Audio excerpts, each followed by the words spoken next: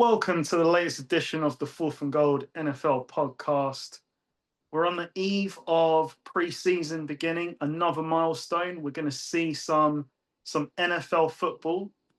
49ers Titans should be quite interesting tomorrow, as in the first 10 minutes of their joint practices, there were 4 fights. So start as you mean to go on. We continue our team preview this week. We've got 5 teams we're going to look at. 3 teams from the NFC South who finished tied, which was interesting. But before we get to that, Paul, I do have just a very small trivia question for you. It's a bit different this week. Simple question. Which team's logo is only one color? I'm immediately drawn to the Cleveland Browns, but it's not because the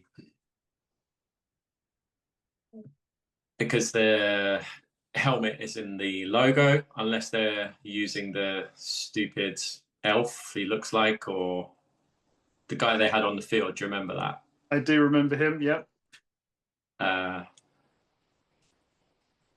One color. One color. Okay, right.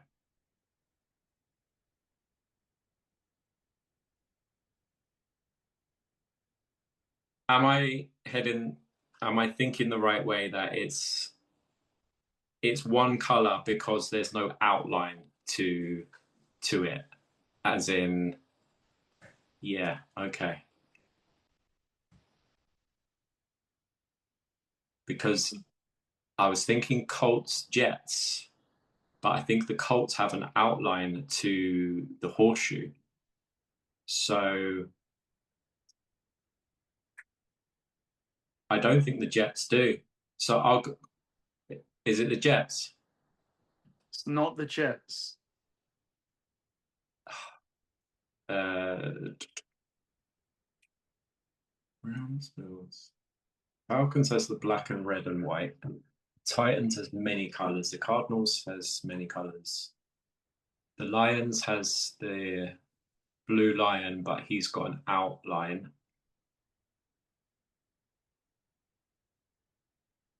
Do you know the other New York team then? Because the Giants... What's the actual official Giants logo? It's the NY. It is the NY, but it's got a red outline. Oh. Then...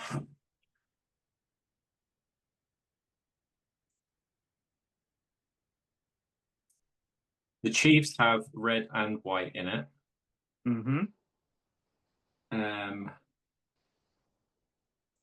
The Bears, again, have an outline to it. The Vikings has the white with the yellow kind of outline little bit to it. The Steelers obviously have multiple colors. Mm-hmm. The Raiders have multiple colors. The Chargers, Broncos, Chiefs. No, it's nobody in the West. I'll narrow it down for you. It is an NFC team. Okay, so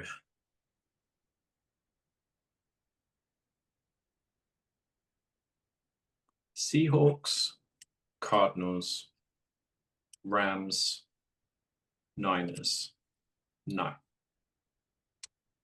North. Packers. No. Bears has the outline.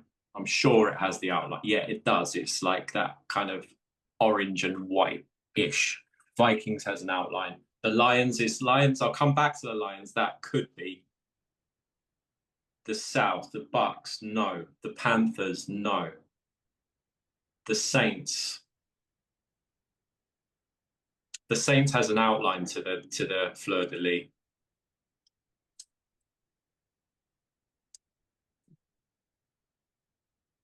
Panthers, Bucks, Saints, Falcons, no.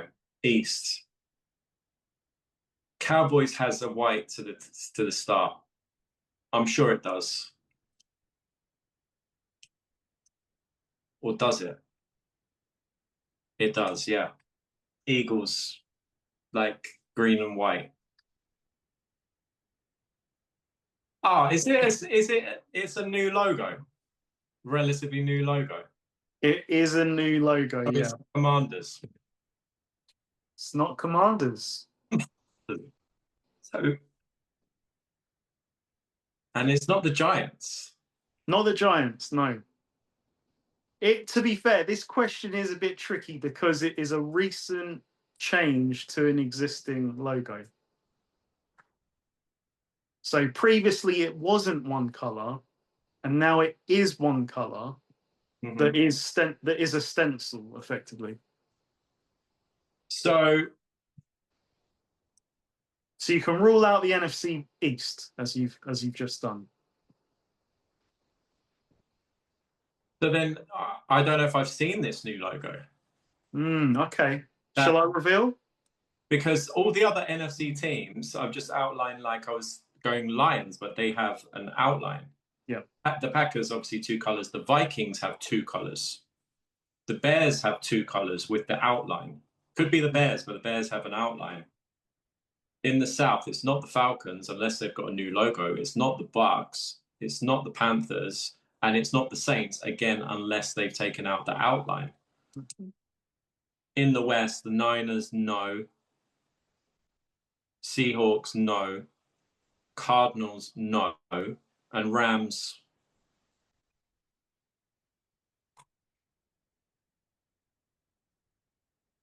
the Rams has that stupid like blue and yellow kind of swoosh to it. Or Not did. anymore. So it's now just blue. It's just one. So it is the Rams. They've got 2 versions. There's one that is all yellow, and there's one that is all white. So they've got rid of that swoosh. Right. Okay. Yeah, I don't know that. I have not seen that logo. I didn't know the answer to this question. I saw it yesterday, but I did in the end get to Rams because I'd seen the logo when we were doing the top 10 quarterback countdown. So it plugged in my head. I was like, it must be the Rams. And then when people were going through their guesses, it got to Rams, and it was Rams. I think they've got a couple of logos though, because I've seen the kind of the animal version of the ram in their logo. Yep. But the official logo now is that LA logo. Right. Okay. Yeah. I mean, I've probably seen it and not paid a great deal of attention to it. Yeah. But it's not like the Dallas Star or the Green G or the Chicago C that I would go, oh yeah, that's like the Rams logo. If they changed it tomorrow, so no one cares. Yeah, it's true. It is true. It's happened so many times recently that it's not a staple like the Packers logo or even your Steelers. You know, your Steelers one is like very unique that you'll always just know. Oh yeah, like yellow, blue, red as part of that circular logo. So yeah, I thought Giants, Jets was a good. To be honest, both of them were good guesses because you think about the Giants one. Probably on their jersey they don't show the outline, but the actual logo it does have an outline. And what do the Jets do? So is that green outlines? Because their logo would be it's kind of a football shape still, right. That is kind of their jet green, and then the Jets name is in white. Okay. Oh yeah. Because I'm thinking back to like the older Jets version. The older one, yeah, that actually had a football in the logo. Green, yeah. You're right. Now it's Jets in the football, yeah. No, good question. It did get me thinking, but yeah. See, we learned something pointless today, so yeah. Yeah. I'm happy to be defeated by a pointless logo question. There you go. So we'll move on to something a bit more meaningful. The first team we're going to look at this week is the Baltimore Ravens, who finished 8-9 last year. That was good enough for second in the AFC North, surprisingly. They hired Jesse Minter as a first-time head coach. He had previously served under Jim Harbaugh as the Chargers defensive coordinator. I think he even went back before that in Harbaugh's Michigan days. This is year 9 for Lamar Jackson. They wanted to get a contract extension done this year. They couldn't get it done, so they restructured the deal. He's got 2 years left. And I believe next year there is a cap hit of 84 million. So something's going to have to give next year, whether it's extension or I don't know. Their other option, I think, would then be they have to move on from him, which I don't think we're there yet. They did agree a deal, as we talked about last week, with Zay Flowers. So he is secured for the next 4 years. They lost Tyler Linderbaum in free agency to the Raiders. They lost Isaiah Likely, one of my favorite players, to the Giants. And the news, this is kind of like one of the, shall we say, X factors of the offseason. Justin Madubuike is scheduled to return after that career-threatening neck injury. And when I say career-threatening, I still think that is in play. Like this is not a slam dunk that he's going to return, in my opinion. Because whenever it's neck, it's never going to go away. Like it's always going to be a question. So when we look at their notable additions, on offense, it was a retooling of the offensive line, interior focused. They drafted Vega Ione as a guard. They took Ethan Pocic from the Browns at center. And I must admit, I don't know John Simpson, but that's going to be their starting left guard from the Jets. The more interesting addition obviously comes on defense, where they signed Trey Hendrickson. And they've also added an old favorite from the Saxonville days, Calais Campbell, to be a role player in that front seven. So what do you think, Paul? What do you see as the Ravens' strengths, and what do you see as their weaknesses? I know we've seen the last 2 years very un-Ravens-ish defense, I'd say. Yeah, that's got to be the big question with Baltimore is, and listen, we'd probably be thinking about the Ravens differently if the kicker makes the kick in Pittsburgh. Then they win the division, and who knows, they get into the playoffs. It's probably a different game. Baltimore hosting Houston than that complete whooping that the Texans handed out to the Steelers in the first round of the playoffs. So Jesse Minter performed well as a defensive coordinator on the Chargers with, you'd have to say, lesser than talent, at least on paper, than Baltimore has. But that talent, bar Madubuike, was on the field most of last year. They didn't have, except Madubuike, and I get it, he's like an integral part of that defense. But they played poorly for most of the season. And that's the reason that the Ravens, I mean, they started out like, I think they had a terrible start to the season. I can't remember the record, but they were adrift in the division and the conference. And then they were playing catch up and they didn't quite get there. I mean, they nearly got there to win the division. They were a kick out, but that was to catch the Steelers, and the Steelers were only 10-7. So, and here we are again with the Ravens. Like, Lamar Jackson has another offensive coordinator, but he's been MVP with 2 different offensive coordinators. So that shouldn't be a massive concern. Trey Hendrickson instead of Max Crosby. In terms of pass rusher, they're probably similar in terms of production, but Hendrickson doesn't want to get involved on stopping the run. So Crosby's a better all-around player in terms of helping the team. One thing when I was looking into the Ravens, it does interest me, is the new offensive coordinator is a guy called Doyle, who's come from Chicago, was working with Ben Johnson. So if he's taken anything from Ben Johnson to the Ravens with Lamar Jackson, and say Lamar Jackson now has a few more kind of mismatches, schemed open guys in the passing game that Ben Johnson has a habit of creating, then that could massively help the Ravens. I love guys who are coming from schemes because I think Ben Johnson is going to be a guy that he's going to develop his tree, shall we say. Like it's the start. And Doyle, probably the first branch of the Ben Johnson tree that we're seeing going and finding his own way in the NFL. But the Ravens are 11.5 in the over-under. And they won. So what was it? They must have been 9-8, yeah, because 8-9. 8-9. Okay, because the 2-game swing last game with the Steelers. 8-9. So you're 11.5. So you're giving them 4 wins. Vegas are giving them 4 extra wins. I don't know. It's the Ravens. I get it, and their schedule is AFC South, NFC South. So that's not terrifying. That could be NFC North, for example.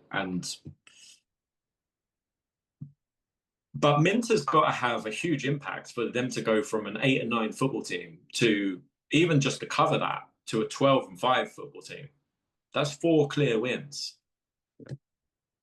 I'd be worried about taking over 11.5. I mean, I'd be more confident taking the under, going right. I mean, I still cover my bet if they go 11-6. And there's also the question that Lamar Jackson did not perform to his level last year. Does the guy from Chicago, the Ben Johnson guy, does he unlock Lamar Jackson again to go back? Mark Andrews was starting to look a little bit older, and now Likely's gone. So Andrews is going to be leaned on even more. King Henry, like he trains like he does, but he's a year older. So I think 11.5 is a lot for the Ravens, but they're still the Baltimore Ravens, and they can say goodbye to John Harbaugh, and they can have a new head coach, and he can hit the ground running because it's Baltimore. Still got the GM, but I think the kind of mystique of the Baltimore Ravens is starting to wear off slightly. I don't think they're the clear favorite to. It's not like in previous preseason overviews where we'd say, "Oh yeah, the Ravens are the best roster in the NFL." No, I don't think we're in those days. But I think it's a good move overall for them to move on from John Harbaugh. I think there was rumors that things were not totally aligned in the locker room there in Baltimore towards the end. So they had to make this move. Minter is an exciting guy for sure because defense was the weakness. And he did produce with lesser than talent in LA. But Vegas think it's going to work because Vegas are giving them 4 extra wins compared to last year. I think that's very optimistic. But yeah, they're the Baltimore Ravens. They're going to be okay. Lamar Jackson, King Henry, Zay Flowers, Linderbaum goes. That could be a problem. Right up the middle of that O-line. But in terms of a franchise, not paying Linderbaum when you consider what the Raiders paid him, probably a good move. Yeah. Can they replace him with lesser than talent on paper? I don't know. But the real wild card for me is this guy Doyle coming over from Chicago. He's coming from Ben Johnson to Lamar Jackson. Imagine if it was Ben Johnson himself and he was still an OC. This was like 2 years ago. So Ben Johnson has left the Lions and gone to Baltimore with Lamar Jackson when Lamar Jackson was flying. So there's all those things to add to it. Doyle could be the new Ben Johnson. He is the protege of Ben Johnson. Lamar Jackson is that guy. Just can he remember himself? Can he go back to being an MVP? And Vegas certainly thinks so because 11.5. So yeah, that's what I think of the Ravens. Like, interesting team, but I'm looking at the offensive coordinator for sure. Very interesting. Vegas think it's going to work, and I've got to admit, I think it's going to work too. Like, I do have a different perspective on Lamar than most. Like, I still saw the same Lamar that, you know, can reach that MVP height. I think the issue we saw midway through the season was he had that hamstring injury, so he wasn't the same runner. Like, he wasn't the same mobile quarterback, but the throwing is still top tier. Like, I'd say it's continued to just, go like that. He's reached that elite level where I do think that he's one of the best passers in the league, no doubt about it. So can he regain the elite mobility? That is definitely a question mark. Because maybe he has lost a step. We're not going to see a 70-yard, to the house run anymore like we used to. But instead, we're seeing, laser 70-yard balls to Zay Flowers. So I don't think there's going to be an issue on the offensive side. And I'm very interested about the OC. Like, I didn't know that he'd come from Ben Johnson. And if you look at the similarities of what the Ravens have done, like what the Bears did, I know it's not marquee names, but they've clearly targeted that interior of the offensive line because they're going to want to run the football. That's going to be the first and foremost part of this offense. Establish the run game with King Henry. Okay, throw in some read option with Lamar. And if they get you with that, you're in massive trouble, I think. The question mark is the defense. And this is where Jesse Minter is going to have to elevate this group. Like you said, Paul, he elevated a less than in terms of, shall we say, talent. No disrespect, but that is what it is. To, a defense that has given up not many points over the last 2 years. That's what the challenge is with the Ravens. Can he get them to be? Again, it's one of those. Can they be middle of the road? We talked about the Cowboys and Bengals last week. I have much more confidence that the Ravens are going to get there than I do with those two teams. So I do think they are the favourites for this division. I take your point, though. This isn't like years past where we were saying Ravens, top 2 or 3 roster in the entire NFL. I do think they are favourites in this one, in this division, though. And Madubuike, can he stay healthy? I think that is a major question mark. But with Hendrickson and Calais Campbell, who is still productive in that reduced role, like, he's a big guy. He still was able to make some plays. I think we will see an improvement. It goes back to what you have talked about in the past, though. The other brand names on this team, they're getting older now. Certainly in the secondary, they had real trouble last year. Can they regain, not necessarily to their peak, but can they regain who they were a few years ago? Because if they do, then of course I think this team is back in the Super Bowl conversation. Shall we do the win-loss? I think this is a great team to look at.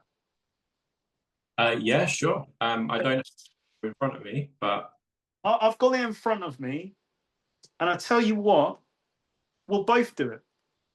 Okay. So starting off, week 1, intriguing game at the Colts. They beat the Colts. Daniel Jones coming off an Achilles. Yeah, I say W as well. At home to the Saints. This is a Baltimore game they lose, but it's the Saints out of the dome. I give them a win. Week 2, I believe, has always been a problem for the Ravens. I think they lost to the Raiders in week 2 a couple of years ago. But I'm going to say win. Ooh, week 3 at home to the Cowboys.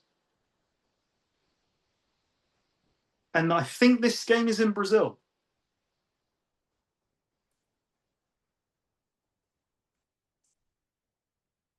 I think I've already done this with the Cowboys. So I think I picked them to beat the Cowboys. Didn't know it was in Brazil, though. I say W as well. 3-0 now. What a start for Jesse Minter. At home to the Titans. Yeah, win. 4-0. At the Falcons. Falcons.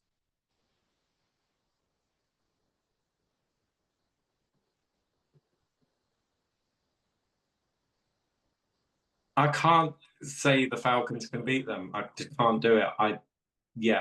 5-0. 5-0. At the Browns. He struggles in Cleveland. He has struggled his whole career in Cleveland. They've lost some Titanic matches in Cleveland. Yeah, I'll say loss. Just knowing this division. I'll say loss as well. At home to the Bengals. Burrow will be going by then. He'll either be hurt or he'll be on pace for MVP by that point.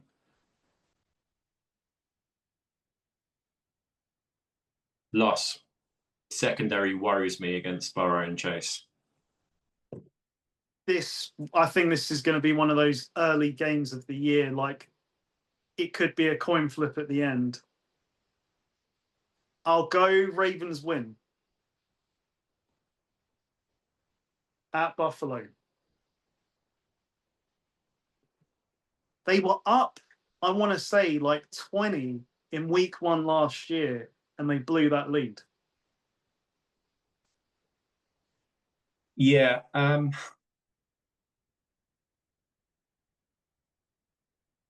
I say they beat the Bills.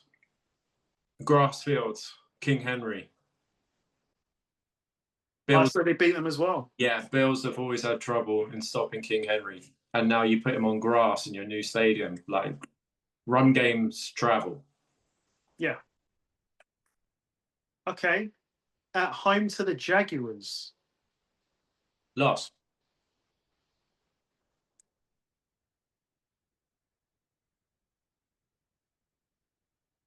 I'm going to say win. Blimey. Where are these losses coming from? At home to the Chargers. That is a Monday night football game. This is a bruising matchup. Like, this is two physical teams. Monday night, they win that. If that was Sunday 1:00, then I'd give the Chargers a shot, but prime time. They've had some really good primetime. I think even last year they had a great primetime game. I'm giving it to the Ravens. At the Panthers. This is a Bryce Young game. Bryce Young will play the game of his life in these kind of games and then lose to the Cardinals. Yeah, I say the Panthers beat them. Okay. I'm going to say W. What are you at right now? You're at like 9-1. I am at 10-1. They are rolling. They are rolling. And I'm 6-4, or no, you are 8-3. No, sorry, 7-4 now. 7-4. At the Texans. loss. This is a loss. Then they have their bye week in week 13. Great bye week, I think, late in the season. Yeah, if you make it there, if everybody makes it there. If you make it there, yeah. If everyone's healthy and you make it there. They are then at home to the Buccaneers. So they still haven't played the Steelers in week 13. What did the NFL want? The NFL want the Steelers Ravens towards the end of the year at Bucks. Home to the Bucks. Home to the Bucks. Okay, at Bucks. It's a different story. Home to the Bucks, they win. Yeah, I say W. At the Steelers. So week 17, or now week 18, will be they host the Steelers. Yes. Either way, it's going to be a split. It's a split. So it doesn't really matter which outcome I go in this one because the other one will flip. So I'll say this is at Steelers. I'll say Steelers win the home game. This is an L for the Ravens. At home to the Browns. Yeah, win. I say win as well. At the Bengals.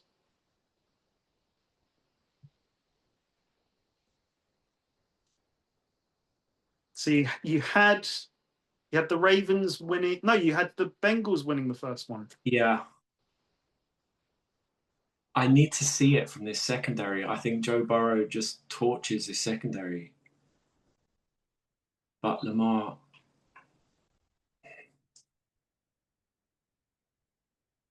Loss. Bengals sweep.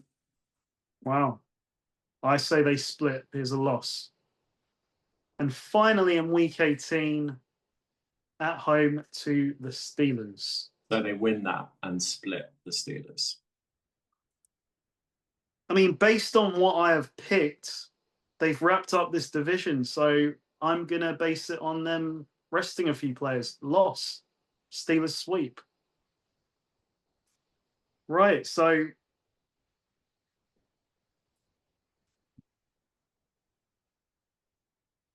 okay. You've got them at 10-7. I've got them at 12-5. So it's in that ballpark. Yeah, I was harsh. I was harsh on the Ravens, but I mean, I've still got them improving by 2 games. I mean, we've got them starting 5-0, first-time head coach. Hmm. You know, it can go both ways. Like they could be 2-3 after those games, and no one saw it coming. But yeah, and if they're not, so based on our predictions, if they're not 5-0, if they are, say, 3-2, then the schedule gets a lot tougher down. Yes. So then, if you've taken over 11.5 and the Ravens are sat at 3-2 after 5 weeks, then don't be too confident because you have to look at who is upcoming on the rest of the schedule. Yeah. There's a couple of like key matchups in the first 5 weeks. Like, is it Dallas in Brazil? Like that is a game you can't really. Who's going to adapt to the conditions better? Yeah, the turf in Brazil. I mean, you know, the fact that the teams were on curfew in Brazil last time, they were locked inside the hotel. Mm. I mean, that could go badly. Yeah. And what they're at Colts week 1. At Colts week 1, I know I've picked a win, but that's one where I could literally see coming out the gates not firing on all cylinders, and the Colts take advantage of that. The only thing is the Daniel Jones injury. That's the thing. Yeah. So you would feel confident, but it's not like a game that you look at and go, "Oh yeah, sign me up for that spread that week." That's one where you're like, "I think I'll leave that." Yeah, I think I'll wait to see how Daniel Jones plays. Yeah. Maybe in the first quarter. Even in the first couple of offensive series for the Colts. Yeah. How he's moving. Can he plant? Can he accelerate through his throwing motion? Can he plant his back leg? I don't know which Achilles he tore. How that's going to have a big impact if it's his back foot in his throwing motion or not. Even that has a big impact on Daniel Jones and just seeing how he throws. So, Yeah. And I don't know if Daniel Jones is going to play through the preseason. Probably not. Probably not. And Well, that is a good segue because the next team we are looking at is the Colts. So the Colts, is this right? I might need to check this. The Colts' record was 8-9. The team that were like 7-1. well, over the last 3 years, so I've got the head coach stats. So he's been 8-9 twice and 9-8 once. He's a below 500 head coach who's very well regarded around the NFL. Actually, look at the stats. Okay, it's been with, Gardner Minshew, and Daniel Jones getting hurt, and Joe Flacco in moments in his 40s, but it's staggering though. Like 8-9 when I'm pretty sure they were 7-1 in the number 1 seed.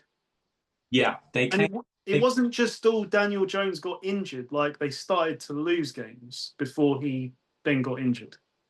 Yeah, well, there's a couple of things. I mean, I remember them coming to Pittsburgh, and I remember you talking to me pre-game that, and I said, I've got full confidence the Steelers beat them. I think the Colts are fraudulent at this point. I mean, it's Jonathan Taylor, and he creates everything. So if he goes, then the Colts go, and that just opens up the whole offense. And if anything, the Steelers can, in moments at least when they're motivated, stop the run or at least limit the run. They've got history of doing it with Henry in division and whoever's running the ball out of Baltimore. So the Colts come into the Steelers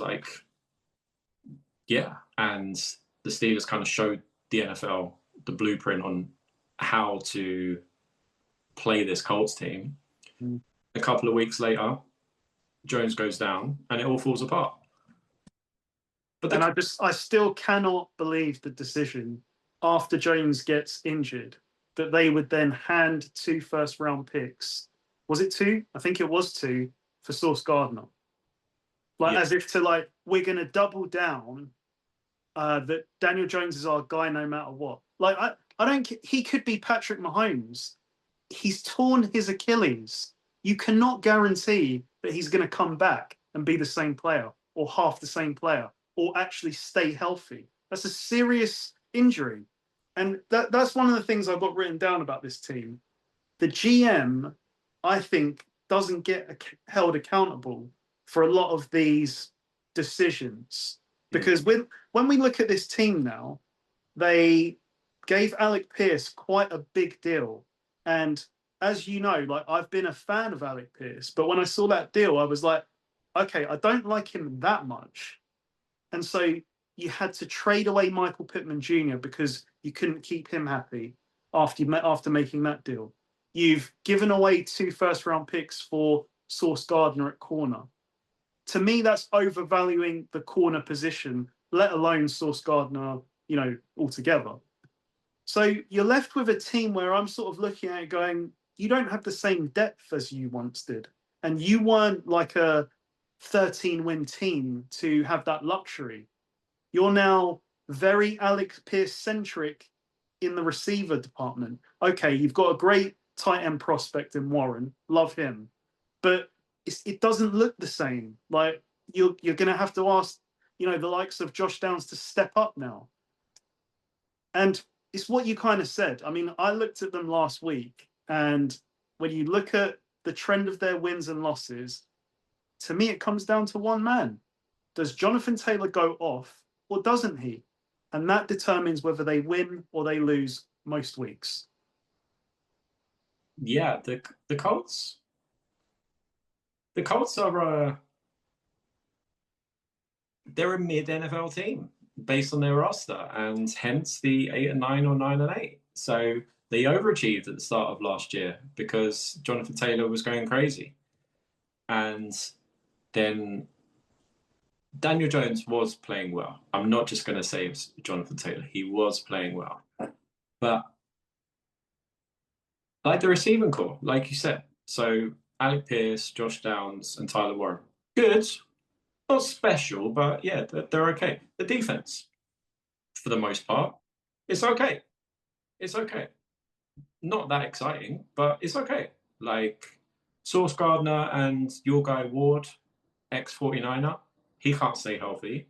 But if he does stay healthy, at least on paper, two good corners. That Like, should be their strength, really. But I have question marks about both guys. Even when Ward's healthy, like, and this isn't like, oh, he's left the 49ers. At the time, he had some great moments, but he also had some low lows. yeah, and another ex 49er Buckner on the line. Like he's played half the season. He's missed multiple games back to back years. So is he going to make it through the season healthy? And so the rest of the D line, like D line, yeah, it's okay. The linebackers, not great. The secondary, it's okay. And the offense, yeah, it's okay. And then Jonathan Taylor's special. So the Colts are just, yeah, they're okay. Yeah, I agree with you totally about the GM. Don't want to get sidetracked on the Colts and their management structure, but like the passing of Jim Irsay, passing it on to his daughter. Apparently, she's involved on the sideline, and she's got the headset on, and I love that. I wish that more owners were involved, but yeah, the GM. I mean, they've never been able to find a quarterback, and he's still got a job. And a lot of GMs who are now unemployed are looking at the guy in Indianapolis like, damn, how's he got a job? Well, he must be really good in the booth or on the sideline with her because she's now on the sideline. Like, public relations. Because yeah, he used to have a good reputation, but look at the recent results and the Sauce Gardner trade. I mean, just the optics of that after the Daniel Jones torn Achilles, to me, like, that's an irresponsible move in my opinion. yeah, I mean, I don't know who they were bidding against, if anybody, and if they did call the Jets and the Jets told them of the asking price, it's okay to say no. It's okay to hang up the phone and say, because I don't know, because Sauce Gardner, that's a lot. That rings a bell now. That at the time it was reported that the Colts kept making offers, Right. and the Jets kept saying no, and they kept upping it and upping it and upping it, and then obviously you get to 2 first-round picks. The Jets made the right move, and then the Jets were like, "Damn, we better take this before they like wake up." Really. But look, they haven't got the draft picks. But if Sauce Gardner is year one, possibly year two Sauce Gardner, then they've got a. I don't know if he's a superstar, but he's a very good starting corner. Yeah. He's big. He's got tremendously long reach, and if Ward can stay healthy, then at least on paper they've got two very good corners. Their coaching staff is good. I know I've just said that Steichen has got the reputation of being a really good play caller, and he is a good play caller. I mean, because to achieve those results, even the mid results that he has got with Minshew and Flacco and even my question mark is more on the roster construction than the coach, because you're right. We haven't seen him with a truly, like, I don't know, like a very strong roster in my opinion yet. no. It's been all right. Like you said, there's some good parts on it. They've had some, even like last year, when you look at Warren, Pittman Jr., Pierce, even Downs is like a fourth option. Mo Ali Cox is still a good second tight end, and then it's all around Jonathan Taylor. You're like, okay, that's that's better than a lot of teams. Hmm. But yeah, a bit of bad luck with injuries, and yeah, poor quarterbacks overall have hampered. Yeah, I just think they're okay, the Colts. I mean, they do have a tough schedule because they play the NFC North. And the AFC North is not, you hear AFC North, you go, ooh, damn, AFC North, but it's not the AFC North of the past. but they do play the NFC North, which is probably the upcoming. It's a conversation, but it's probably the best division in the NFL. NFC West, NFC North, because the weakest team in the NFC North, at least on paper, would be the Vikings. Wow. That's even a conversation on its own. Who's the worst team in the NFC North? But then the NFC West, I mean, you go straight to the Cardinals, and that should at least give you a very good shot of a win if you're playing the NFC West. You could lose the other three, but yeah. So their schedule's tough, but they're just okay. But Tyler Warren is a really, really good tight end, and he had a great rookie season where Steichen was scheming him open. They play a lot of power formations, so multiple tight ends with Jonathan Taylor, really hard to stop. And then Warren kind of sneaks out of the formation, and that was what he was spoken about as a draft prospect. He's going to catch a lot of balls, and he's really athletic. Yeah, he is. And he did catch a lot of balls, and I expect him to catch a lot of balls in year 2. But it's with the Colts, I just need to see the first quarter of Daniel Jones, see how he's moving. And he throw the football like he was at the start of last season, because Daniel Jones has had injury problems throughout his career, and now he's coming off an Achilles. And I know these guys are older, but Aaron Rodgers, Kirk Cousins wasn't the guy when he came back off the Achilles. And Rodgers, has he? I mean, that's another conversation. Was he even the guy before he tore his Achilles? But yeah, Rodgers hasn't come back to who he used to be since the Achilles. So Jones is younger than those guys, but yeah, with the Colts, I think it's like a bet in running. A bet in running. I mean, 8 and 9, 9 and 8. The over under, I bet is 8.5. I haven't seen it, but I bet it's 8.5, 7.5, 8.5. But I wouldn't take either side until I'd seen who is Daniel Jones, how is his health. Yeah, I mean, even if he's healthy, I think that is where they're going to be, around 8 and 9. Yeah, that's okay, and that's okay. But at some point, I think the head coach should be okay because he's achieved results with lesser than talent at quarterback. And he could go and fight if he gets fired, if they do clean house after this season, which they probably should. If they say they finish 6 and 11, they should probably just go, right, we're done. We're done with everybody. That head coach would find a job tomorrow as an offensive coordinator in the NFL. And he would do a great job as an OC. Yeah, 100%. It's just for me, like, they had no first round pick this year, and they've got no first round pick next year. So if Daniel Jones doesn't work out, I think the GM's put them in a bit of a hole. Was the Jones, because he did sign a contract, didn't he? Did he sign a contract? Was it a 1 year? That's a good question. He was a free agent leaving the Vikings because he had that brief time in Minnesota.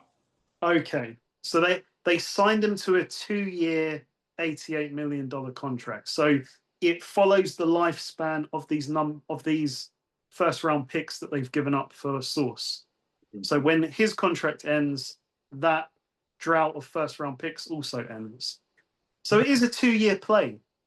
Maybe we'll see how this year goes, but they are tied to Jones and not being able to really replace him for at least 2 years.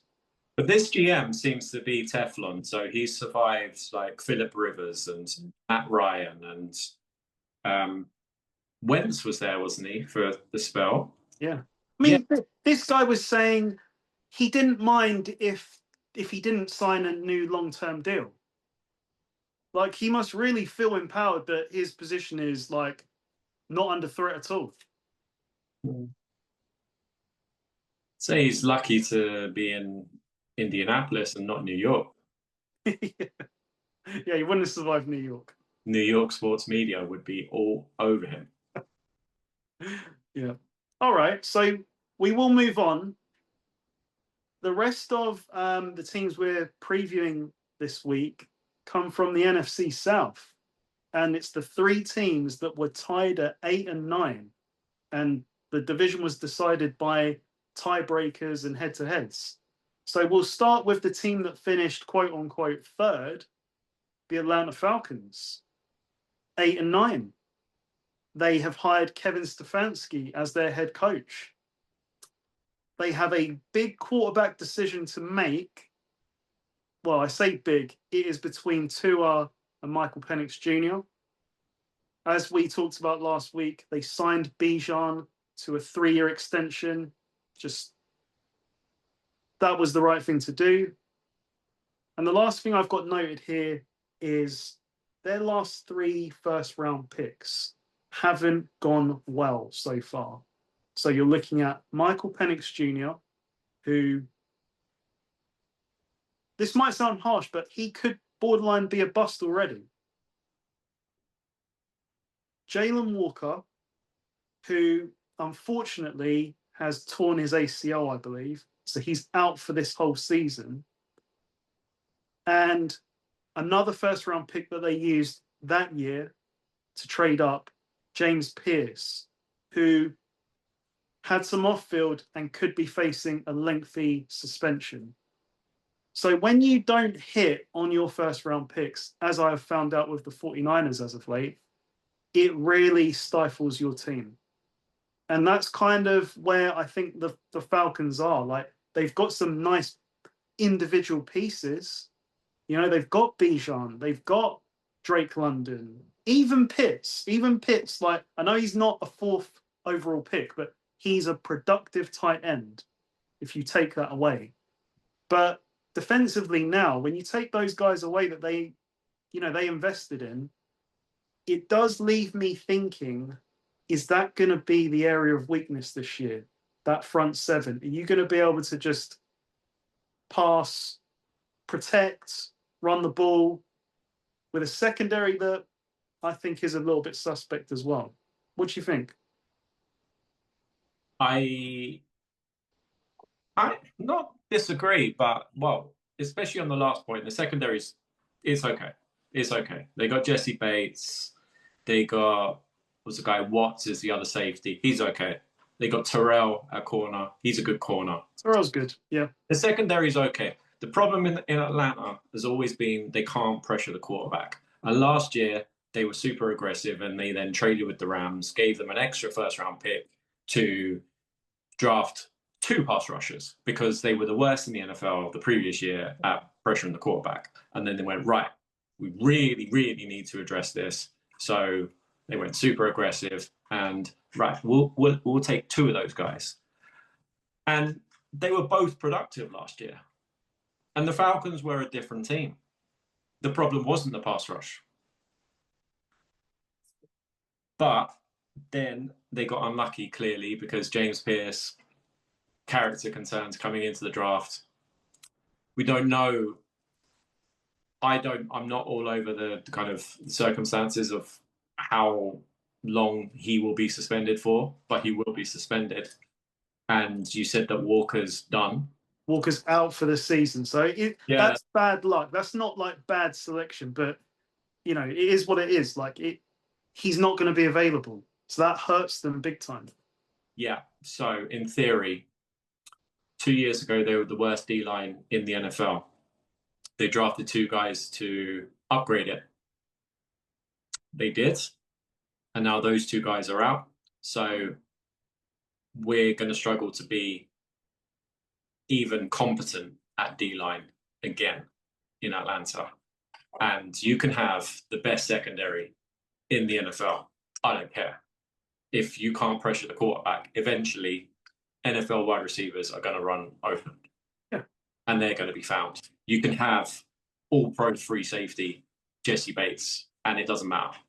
Doesn't matter. AJ Terrell, good corner. I love him on my team, but he can't shut down.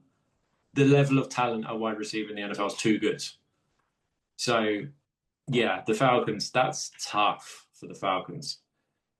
I mean, and with the Falcons, the Stefanski thing, I mean, he's just left my division. I was sad he was leaving my division because I don't think he's that good. I really don't. I've said it for a number of years. He's two-time coach of the year. Okay. Would he be coach of the year without Jim Schwartz? Was Jim Schwartz the best coordinator, the best defensive coordinator in the NFL in the time when Stefanski was the head coach? Probably. I rate Schwartz much higher than I do Stefanski. So, and the last couple of years in Cleveland, I know, I get it. Deshaun Watson and Shador and whoever else was playing quarterback there, Dylan Gabriel. But their offense was terrible. And he's an offensive head coach. So at some point, he has to... What have I said about him, though? Remember what this is... I've always stood on this. He is a run game specialist. So to run the ball, he's going to do great things. But if you watch his passing game, it is basic. Yeah. It is too basic. It's not. You're not going to get elevated play. And with these two quarterbacks, I think they could be in trouble in the passing game. Yeah. And so he's coming in. They've got a good offensive line, the Falcons, and they can really block for the running back. But we saw it last year. Bijan had a special year. So is Stefanski, because how much better can Bijan even be? Because we saw the results last year. Yeah, with Penix and Tua's coming in. I don't know how different that is.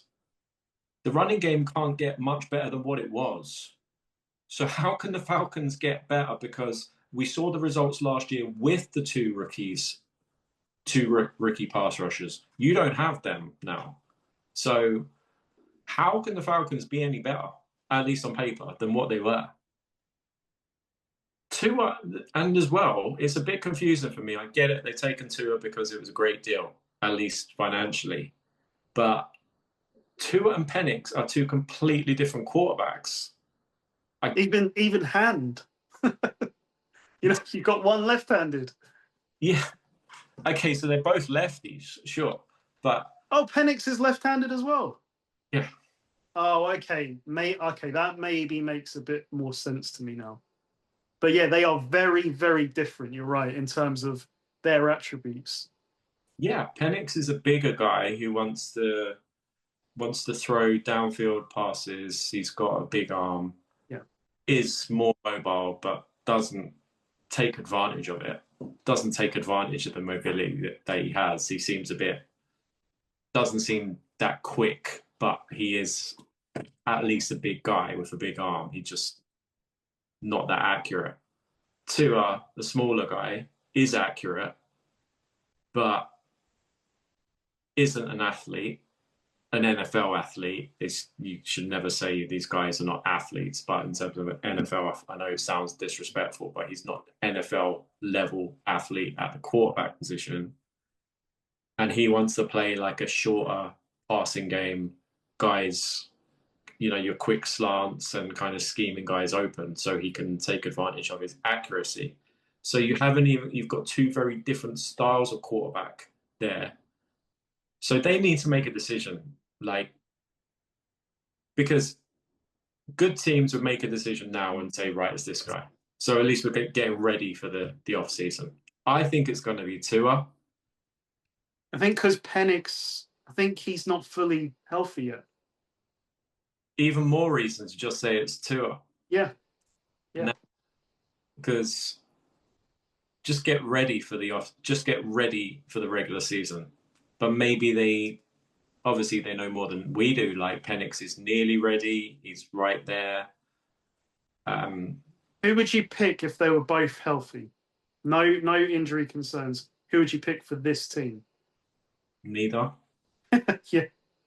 Seriously, Yeah, yeah. But if you had to, I think Penix is more suited to these weapons. Like in terms of Drake London, isn't you're not trying to run a quick slant with Drake London.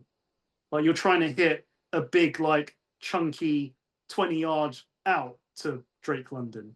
yeah. So in terms of at least, you know, what the roster is constructed to do, it is more favourable to Penix, I think. But I agree. I mean, I don't think either of these two are the answer. No, I think he should not double down on a mistake, No. do a thing like he's cheap. And he did have some really special results in Miami, but that was when everything was going really well with a genius play caller, really talented offensive weapons around him. Everything was in his favor. Yeah, it's just quite confusing. They're two different styles of quarterback. So you have to have two completely different almost playbooks for them. And the strength of Stefanski, at least in theory, I don't know how much more they can maximize it. Because Bijan had, what was it, 2,200 yards total scrimmage? yeah, Like you can't run him. You'll run him into the ground if you go any higher with the volume. It's not like a Jahmyr Gibbs situation where you're sort of saying, well, he was sharing his load. Bijan had full load. Like, okay, yeah, he had a great backup behind him, but he had the full load. yeah, exactly. And so yeah, the Falcons, I'm just not when you tell me about the Walker thing, that's tough, like because to lose both, and they had both last year, and they didn't make the playoffs. I think it's tough for Atlanta. I'd be leaning now. I'm really think Atlanta season bet under. If they're you can still get them around the 7.5. I'm sure they'd be about 7.5 in terms of rankings. Season win. I mean, a lot of their success now is, I think, dependent on if the offensive line can dominate. Because, you look at the Saquon Barkley season with the Eagles. What do you think every team that was going to face the Eagles last year were doing? They were trying to find ways to stop that run game. And that's exactly what teams will be doing with the Falcons, with Bijan. Can you stop him? I don't know. I think that you probably can if it is your total focus. Yeah. So then it's on the quarterbacks to take advantage of that. Can they do that? I really don't know. And so with the defensive injuries or unavailability now, this could be a team that's involved in a lot of high-scoring games. I feel bad for the guys in the Falcons secondary because damn, they're going to be covering guys for a long time. And like I said, I think they're pretty good players, but it doesn't work in the NFL with no pass rush. No. So yeah, that's tough for the Falcons. If they could lose different guys, but to lose both their pass rush that they went out and got last year and were productive last year and did make a difference. Remember saying to you when watching the Falcons, the game in Germany against the Colts, this is a different Falcons team. These two rookies, a huge difference to them. And they did. They did in the pass rush. They could still be bullied in the run game. Like, I remember watching I know watching the Niners game is a bit different, but the Niners had struggled all year and they had a great night against the Falcons. They were able to bully them up front. And Jonathan Taylor I know it's Jonathan Taylor, like he could bully anyone. They had a big day against the Falcons in that game. So the pass rush was definitely different. But now you take that away, it feels like teams might be able to do whatever they want to the Falcons this year. Yeah, it's going to be tough in Atlanta. They also play the NFC North. Yeah. Yeah, AFC North, NFC North. So that's the theme for all three NFC South teams. This could be another year for this division where the winning team has got a losing record. Yeah. So the case to be optimistic for the Falcons is that Tua could give them what they were missing in he's an accurate quarterback. So the offensive line can pass block as well as run block. So he's going to create some time for Tua to hit those shorter throws to London and Pitts. London's not quick, but he is a good technician. He's a mismatch as well, in fairness, with his size. But the mismatch part with the Tua thing isn't going to work. It's going to be, can he get open in shorts in quickly off the line of scrimmage? And you're going to need to win a few like jump balls, I think, as well, like floating jump balls. Yeah, but Tua's Atlanta plays in a dome. So Tua's arm strength isn't going to be, because I am projecting it that it will be Tua. I think it will be Tua. I would expect it to be Tua. So at least to start with, yeah, I agree.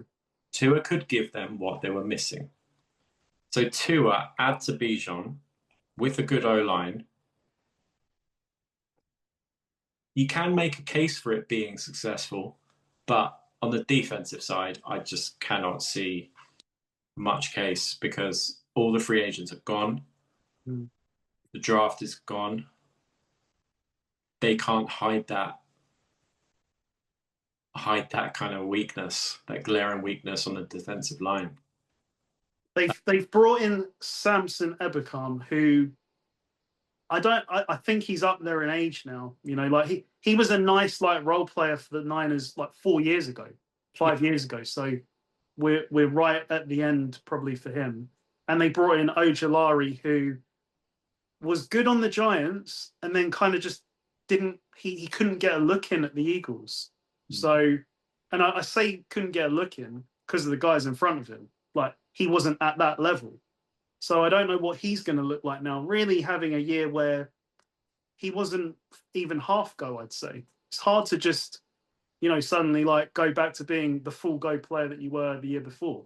And they're now backed into a corner. So say I'm immediately like drawn to call up the Steelers and ask what's the price for Highsmith? What's the price for, or who do you want to trade out of the three? But the Steelers, in terms of negotiating, would be, well, we know you're desperate. We watch the news. We've seen your two guys are down. We know you're desperate.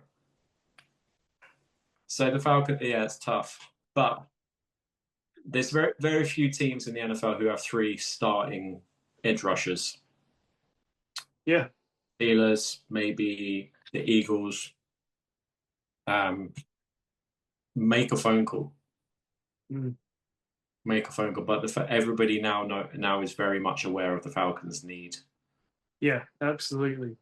So for them, I mean, they're in the right division at least. Like they may stay in it longer than maybe I'm thinking they're going to stay in it because of this division. If it was any other division, you're sort of saying night.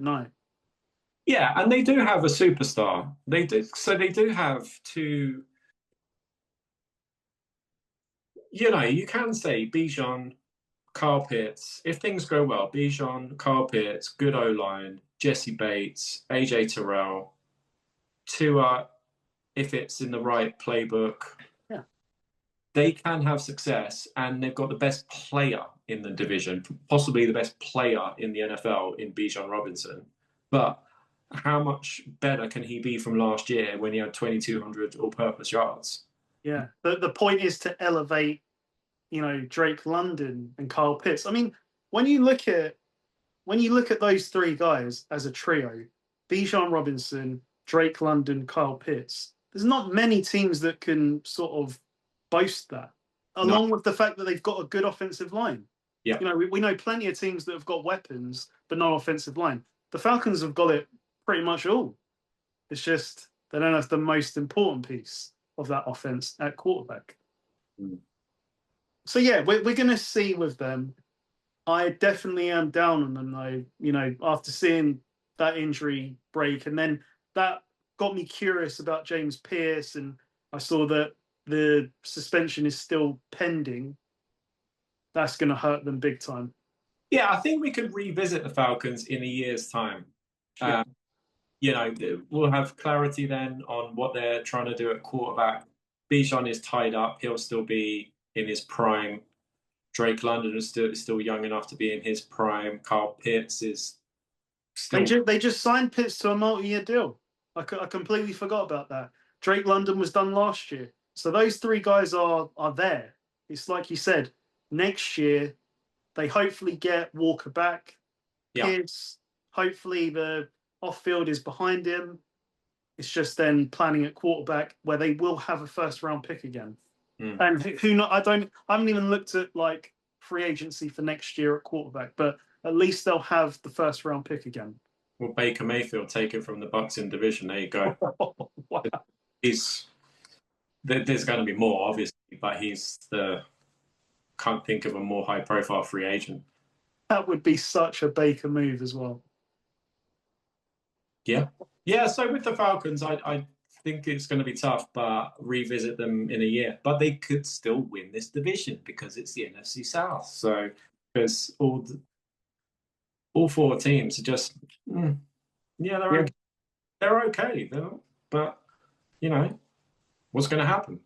Win the division the Panthers didn't actually get smacked around in the playoffs because then Bryce Young decided he was going to play very, very well in the playoffs, and they gave the Rams a game. But in theory, they were big underdogs hosting the Rams. Yeah, and it is a one-off game, but he did play well. But we will get to the Panthers. First, we'll look at the Buccaneers, who finished second in that division. It's year 5 for Todd Bowles as head coach. He is the defensive play caller and is going to stay the defensive play caller. They have some issues, though. Baker Mayfield is unhappy because they have not resolved his contract. Vita Vea is unhappy because he wants a new contract. They lost, and it was a shock to me, they lost Mike Evans in free agency, and he went to my 49ers. Like, that is I would never have seen that coming.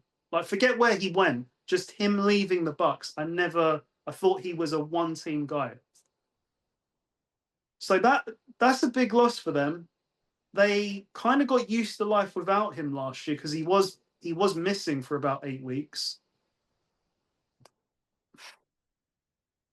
If you look at their additions, not too many on offense. They brought in Kenny Gainwell. They've got Jake Browning at backup quarterback for what it's worth. I said notable, not necessarily good. Defensively, Reuben Bain Jr., I think, fell to them. So was he the guy that there were concerns about his wingspan, like the length of his arms? I think that sounds right. Yeah. Yeah. So if that isn't an issue, like they may have struck gold. We'll see. They brought in Anzalone from the Lions. That's a great kind of energy guy, I think. That's about it, really. So this roster is kind of where it was, except they've got an unhappy quarterback and an unhappy defensive tackle, and they lost Mike Evans. So, and they lost my starting middle linebacker or starting defensive player for multiple years. No way. Yeah. Levante David has finally... He retired. Yeah. Wow. I mean, he was showing signs of age last year. So Anzalone, you expect to replace. No one can replace Levante David, at least my heart. But Anzalone is, yeah. Yeah, he is a good NFL linebacker. But the Bucs, yeah, they seem to be going through a bit of a transition, even at the quarterback position. Yeah. I think they're, Vita Vea is probably, I think they'll probably get that done because he's special. But the other older guys, okay, we need to move forward in a different direction. We've had, what was it? Like they won the NFC South, what was it, 4 years in a row? Something like that, yeah. Yeah. And it should have been 5 in a row. Of course it should have been 5 in a row. They fell off a cliff at the end of last year. Yeah. Baker was the MVP through 4 weeks of the season, was playing out of his mind, extending plays, comparisons to Josh Allen, like a smaller Josh Allen, because complete animal. That run against 4 from 15, like that run against the 49ers was legendary. How the hell did he do that? Yeah. And it was week after week after week he was doing it. Mm. Yeah, it was going into Seattle in a shootout and pulling off incredible throws. The issue was, and I like having watched the quarterback series like in the last couple of weeks, he got banged up, like severely banged up. Like he had this massive, I don't know what happened to his bicep, but he got hit and it was like black. Like it, just he had so many of those injuries that I think they just caught up, and he just wasn't. I know it's easy to say it's an excuse, like he's got to play through it, but he really was carrying hard for them through a lot of injuries around the offense, and I just think that he hit a wall. He couldn't come back. That's been the story of his career. I mean, he severely injured his shoulder, like on a running play in Cleveland. Yeah. Last year, and then he was not the same guy, but he would not come out of the game. And then the Browns rewarded him by saying see ya, and then he was out. And now in Tampa, like last year, and Baker's, you hear kind of chippy Baker and pissed off Baker, but at some point he needs to be a better friend to himself and just say, you know what, I'm in pieces here. But it's definitely not going to be this year because he's going to be a free agent.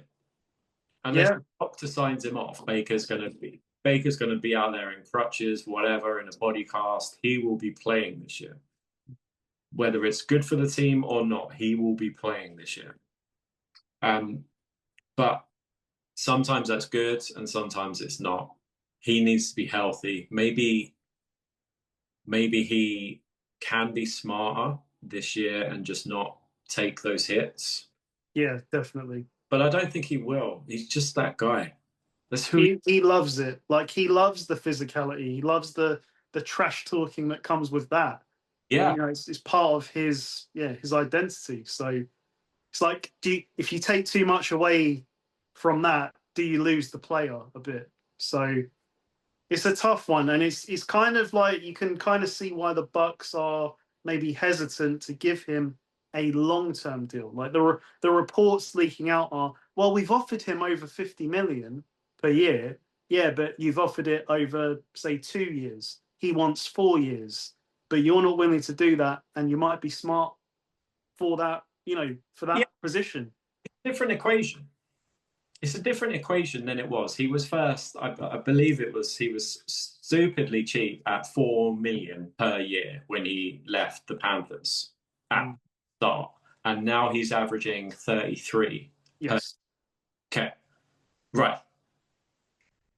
And he's supposed to have rejected 50. And he wants it over 4 years. The way that I had understood it was the length of contract is the issue. Right. So the Bucs are like, look, we're going to give you the money, but we need to manage it on a 2-year basis, because you've had injury issues. Much like that. Look at the Daniel Jones deal. He accepted, what was it, 88 over 2 years. Thank you very much. We'll be back at the table in 2 years. but it sounds like Baker doesn't want to do that. And Daniel Jones didn't make it through one. Yeah, yeah, Made it through just over half a season and tore his Achilles. yeah. Baker, yeah, you probably hear anecdotally that he's banged up, but he'll be playing unless it's a really serious injury to the point where he can't move out there, or it's a surgery. Baker would be out there. I mean, I remember the Cleveland one. Like he was just not the same guy. Yeah, he wasn't. And I think it's easier for Jones to make a 2-year deal because he already got that massive deal with the Giants. Baker's never had that. Well, he got a 3-year, $100 million deal with the Bucs. Like in fairness, he has had it's not 40 million per year. Oh well. But yeah, like it's a tough one for Baker because he questions their loyalty now, but you kind of can see why the Bucs are hesitant to do it. You know, that's why I think, in fairness, and we probably talked about this when this first came up months ago. Do it on a short-term deal. Look, give Baker 50 million, but do it over 1 or 2 years, and go back to the table in 2 years. Yeah, I think he's fine. From what I've heard, he really loves living in Tampa. Yeah. Family are settled in Tampa. So he's probably, but calling out the GM, the Baker calling out the ownership and everybody, because that's who he is, that's what he does. I don't think it's going to help you in the long term, like getting that money off those guys. They're the guys who sign the checks.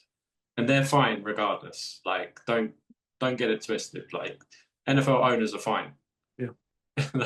They make money regardless. If the Bucs are 7-10 to 12-5 and losing the first round of the playoffs, what difference does it make to them, really?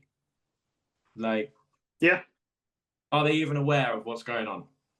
I don't know. But yeah, that's a deeper conversation. But with Baker, I just offer him the same advice as I did to my he's still my good friend, George Pickens. Just shut up. Just behave yourself. You're fine. He's fine. He makes it through this season. If he feels the slightest twinge, see ya. I'm hurt. Yeah. But he won't do that, but he should do that, but he won't do that. Yeah, because the thing is, if he hits the open market, he's going to get a market value deal. Yeah. Because while I don't think he's like a top 5 quarterback, he's better than the average, like on his day. Mm-hmm. And there are teams that are desperate for that kind of play. Yeah. You could probably name, I don't know, at least five teams, probably more than that would jump at a chance to have Baker. Yeah. There's never enough quarterbacks to go around. And if he frees himself contractually from the Bucs, I mean, you said it, in this division, there's a team that would love to have him, probably. Yeah. But will the Bucs franchise him? Anyway, that's enough about Baker. Baker's okay. He's just he can have elite level play and can be terrible the next week. It just depends on his health, how he feels. So you want, at least for a title contending team, you want that kind of that scatter graph to be a bit more stable. But he is capable of elite level quarterback play, for sure.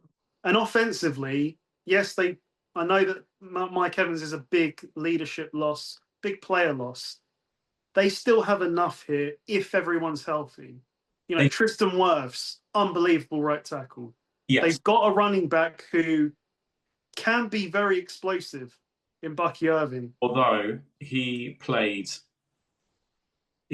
got hurt in week 2. And he was playing for most of he missed a few games, but he was playing for most of last season, like Baker, banged up. So was not as productive as we expect from Bucky Irving. So he comes who is he coming back from being unhealthy? And they lost White. They They replaced lost White, yeah. they But, replaced Gainwell. Gainwell's really good in the passing game.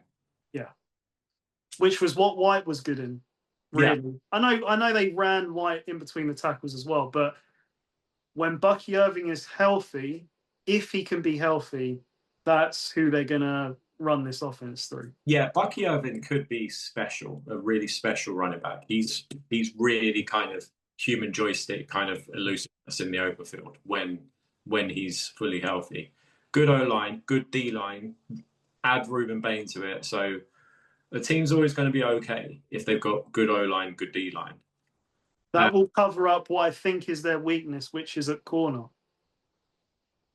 Yeah, no, they're okay in the secondary, but And in fact, did they lose? They lost Dean, didn't they, to the Steelers? yeah, but he wasn't great for them last year. Yeah, that's what I'm saying. Like, corner play was not good last year. Mm. But they've got a really good D line. So yeah, like almost the reverse of the Falcons. Good secondary, shaky D line, but questions in the secondary, but then like great D line. You'd rather be the Bucks for sure. Rather be the Bucks for sure, yeah. I don't know. Like the Bucks. X factor wise, I'm gonna call out Ibuka, because for a 4 or 5 week stretch, we were like, wow, this rookie is on fire, and then he fell off a cliff. He was like so much better than everybody thought he was going to be coming out of the draft, because he's not doing that in college. And then it's like, whoa, who the hell is this guy? Whoa, like, yeah, Mike Evans, we don't need him. We're fine. But you couldn't, almost the reverse Marvin Harrison Jr. He didn't show that in college, and then he was showing it in the NFL. It's not supposed to go like that. But then he kind of came back to earth a little bit as the season wore on. Exactly. So they've got him. They've still got Godwin, I believe. McMillan. He's really banged up all the time. McMillan is a nice, like, I'd say he's okay, but he's third or fourth receiver. Okay. And then they've got the explosion that is Tez Johnson in patches. Yeah, you don't want him to start, but you don't want him to start. No. Yeah, in moments. Yeah, you need to end of the first half, end of the game. Yeah, go. Gadget type of player, like, he's got the speed to use him that way. And then Otten is a good safety net at tight end. Not spectacular, but he can be productive, and he's steady. And with the Bucks as well, like this guy. So you said Bowles is in year 5. Like, what are we doing again? Like Bowles, I think Bowles is lucky to still be there. Especially last year, they fell apart. And Baker was hurt and Mike Evans was hurt. But what are you doing? Todd Bowles is not.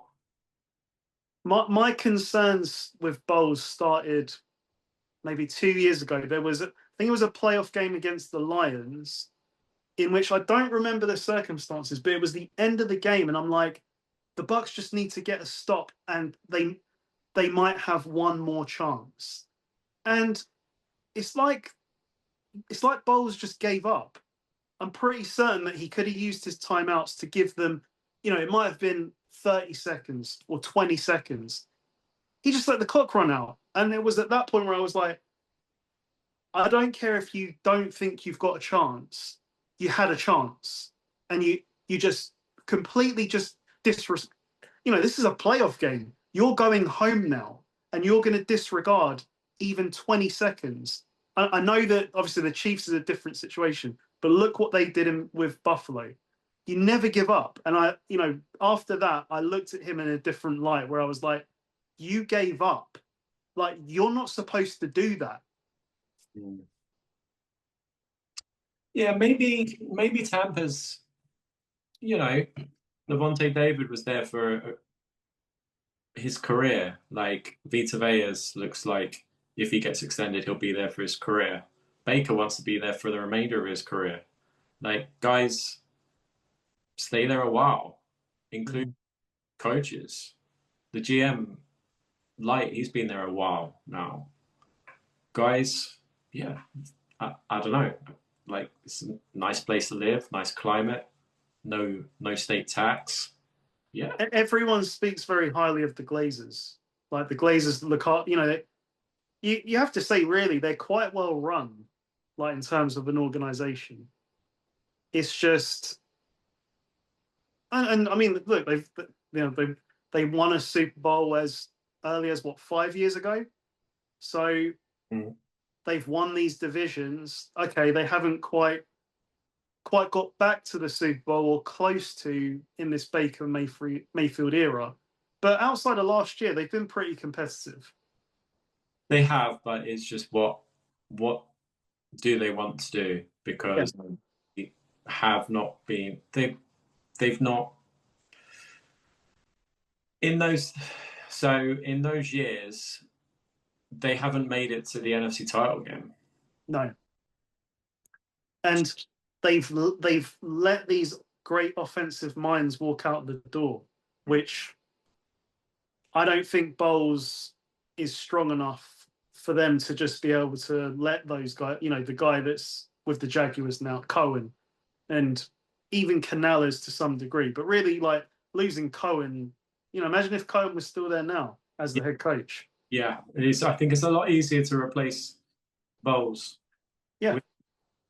And then you have like a puppet OC, and then it's a lot easier to find a DC because Todd Bowles now, I don't look at the Bucs defense and go, oh damn, like wow, the stuff they come out with is crazy. And Bowles is a defensive guy. He's just an aggressive guy. It's aggressive. Like, okay, it sometimes works. It often doesn't now. They can stop the run, but it helps when you've got Vita Vea in the middle. Like, it's always going to help you. So they've always been good at stopping the run, but they've always had a good D line. So what does Bowles actually do that another defensive coordinator could come in and not do? I mean, that's a fair question. Any mid DC from around the NFL, I think, could have success with this Tampa roster on defense. So if you had those guys, and it's almost the reverse of what's happening around the NFL. You have a talented offensive coordinator, right? Don't let him go. Don't let him out the building like Detroit did. Well, I don't think they really had a choice towards that. That was tough, yeah. But yeah, these offensive coordinators turn into head coaches. That's the new thing in the NFL. But Todd Bowles, if you're the defensive guy, then your defense needs to be elite. And it's been good, but yeah, I don't know. I think you're right though. Like he doesn't do enough where you sort of say he really elevates this group. Like, so why are we holding on to him when we can see where the league has gone? You've nice guy. I remember him like on watching him on Bruce Arians' Football Life. Yeah. Yeah. And he's a really softly spoken guy, really nice guy. Bruce Arians loved him. Former player of his when Arians was like a coach on Temple, I believe it was. He was a defensive back or linebacker on the Temple football staff, and Arians is one of his guys who kept him around. But yeah, I mean, defensive coordinators, I think, are a lot easier to replace. Unless you've got like a Mike McDonald or someone like that, where you're like, okay, I mean, yeah, we'll get to the NFC West in a couple of weeks, but someone that's going to disrupt the offensive geniuses in that division, if you're at that level, fair enough. But you're right, it is the way the league has gone. If you've got a great offensive mind in the building, like a Liam Cohen, You don't let him walk out. Mm. So that leaves us with the team that finished first in this division on the tiebreaker, the Carolina Panthers. Year 3 for Dave Canales as head coach. That's gone fast. Year 4 for Bryce Young. And the major loss was, well, I say major, the most notable loss was Rico Dowdle, who went to your Steelers. If we look at who they've added, really on offense, they haven't added anyone significant, in my opinion, because they spent pretty heavy on Jalen Phillips and Devin Lloyd on the defense. So we look at this team now. I've always been a big fan of Derek Brown in the middle of that D line. You've always been a fan of JC Horn at corner. They've added 2 guys into that front 7, which should help them. I want to say that they were at least competitive, like more competitive than they've been in recent years defensively at times. They still had those games where you're like, okay, this is one of those old Panther days where they're going to give up 40. I don't know who Bryce Young is. Like, I really don't. Like, there is a level of volatility, inconsistency that we're going to see if it's going to change. But and the thing is, it's hard because I don't want to just like have a predetermined answer in my mind, but I still don't know if I could say you're the guy. That's the only thing. But he's had some promising moments at least. But certainly, McMillan, the rookie receiver, he's going to be their number one. Yeah. Okay, they lost Dowdle, so they're going back to Chuba Hubbard. Remember when like Chuba Hubbard was the guy and Rico Dowdle just took his job basically? Well, he's back to being the number one running back.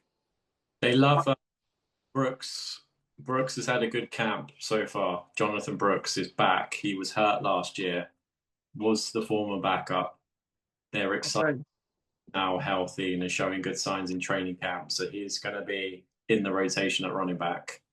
And from what I remember, he was good. He was solid enough when he was healthy in the NFL. So they're hoping, although Dowdle was a typical of the Panthers. He was very streaky, and they're hoping that Brooks will fill in for they're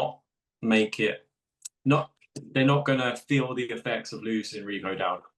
Okay. My big question for them is at tackle, because their left tackle, and I can't remember the injury.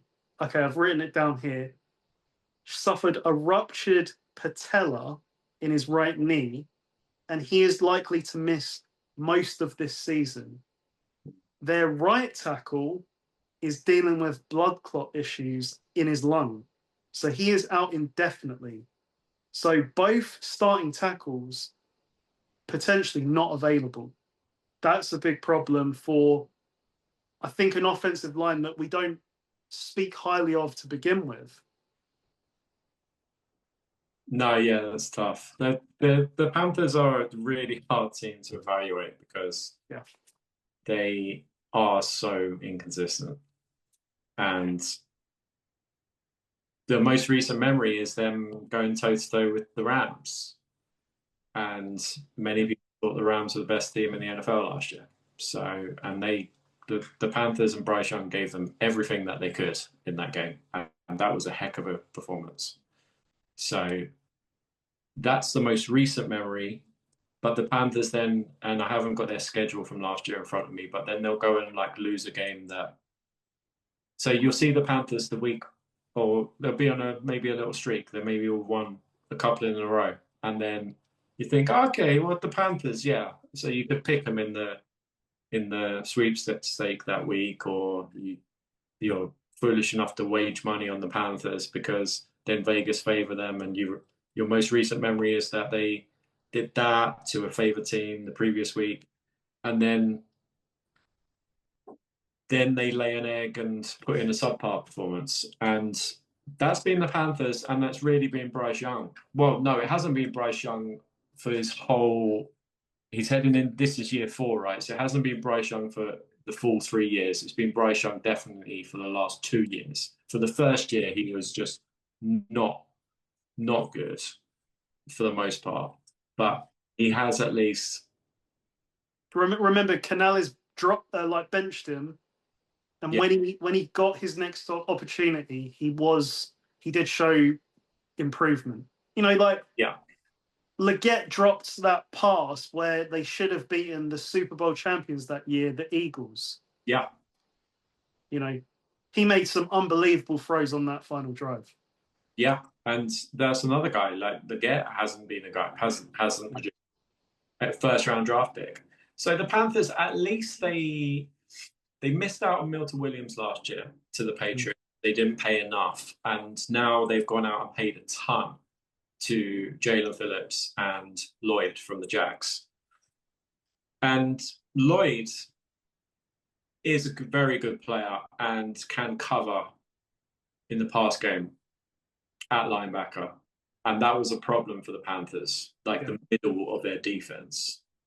Take out Brown, who's a very good player. So I'm more excited for Lloyd than I am about Jalen Phillips. Yeah.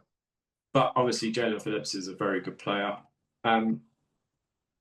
McMillan, great rookie season. And expect him to be a superstar in the NFL in the future. Doesn't really matter who's playing quarterback for him. I think he's going to be a stud. Yeah. I've kind of touched on. I still don't love it. I know, okay, the guy. He's had a good training camp, but Rico Dowdle had a great year in moments last year. Was having 200-yard games, but then would follow it up with 20 yards. So I really knew how he was on that particular day. Typical kind of Panther, just a bit streaky. And it feels like their roster is heading in the right direction, but it's still incomplete. Yeah, the news that you said, similar to the Falcons with the pass rushers, if they've lost both tackles, I mean, I'm drawn to the Chargers from last year. Yeah. But they had that play with They had really good tackles, though. That's the thing. But it's still your 2 starting tackles. I mean, that's who's behind them. I'm just thinking of a team who have played pretty much the whole year without their 2 starting tackles on the field. The Chargers from last year, but the defense have performed really, really well, and Justin Herbert at quarterback. The Panthers don't have that. No. Credit to Bryce Young, but he's not Justin Herbert. So, yeah, that's tough. If they've lost both tackles, then you'd have to say they're going to struggle. You'd have going to go under their total 7.5. They'd probably be 6-7 wins. They also play the NFC North. But then 7.5 is pretty high for them, I think. But it's not. They went 8-9 last year. Yeah. And won the division. And in theory, they've improved. Well, losing their 2 tackles, but the line was made at the point before that news was available. Yeah. So they've improved their roster, and Vegas has them underperforming last year's record. Let's put it to the test. We'll go through their schedule. The Panthers are just this. This is a complete crapshoot because that's the thing. You'll say, "Oh, Philadelphia lost," and we've seen them push them really hard. And then Jets, well, they can lose to the Jets. They're one of those teams that can lose to anyone, but they do tend to play up to the better teams. Yeah. But we'll see. Okay. They start at home to the Bears.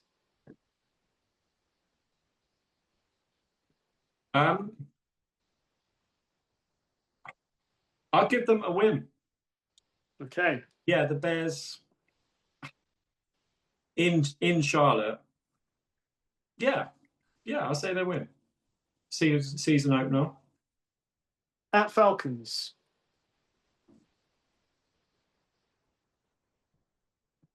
Bryce has had some good games down there.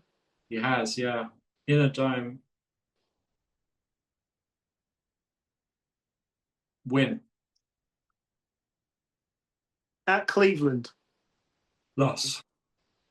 Yeah, loss. At home to the Lions. Loss. Week 5 bye week, not ideal. At the Eagles. Loss. At home to the Bucks. Loss. At Green Bay. Ugh. See, they'll play well in that and they'll lose. Yeah, Or they'll shock the world. I think they won in Green Bay last year. I think they did. I think, it was one of the,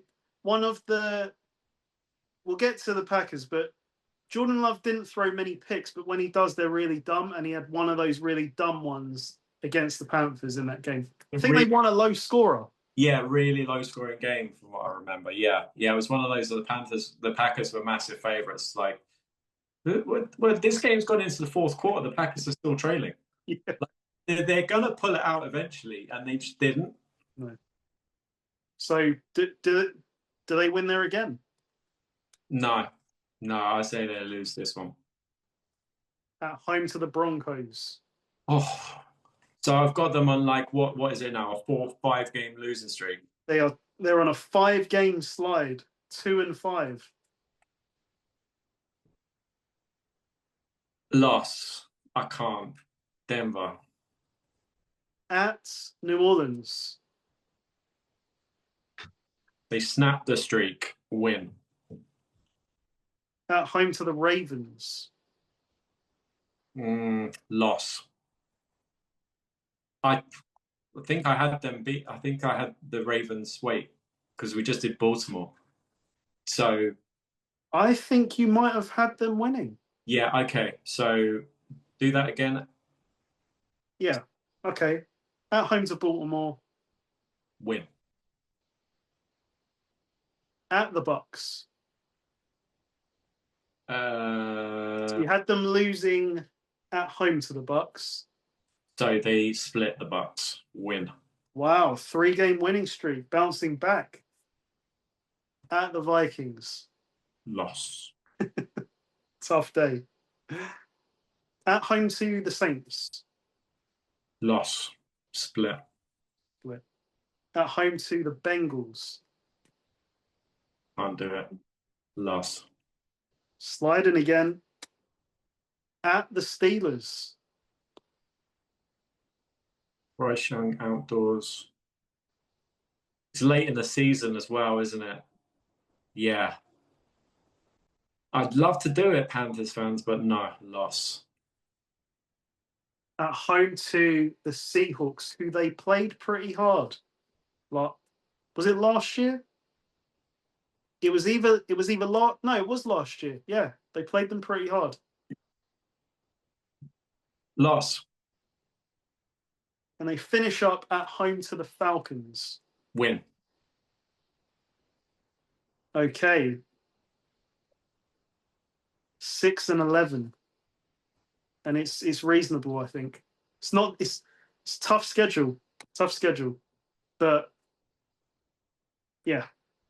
They play the NFC North. I think I've got them beating the Bears week 1, which I think again is optimistic, and could lose all 4.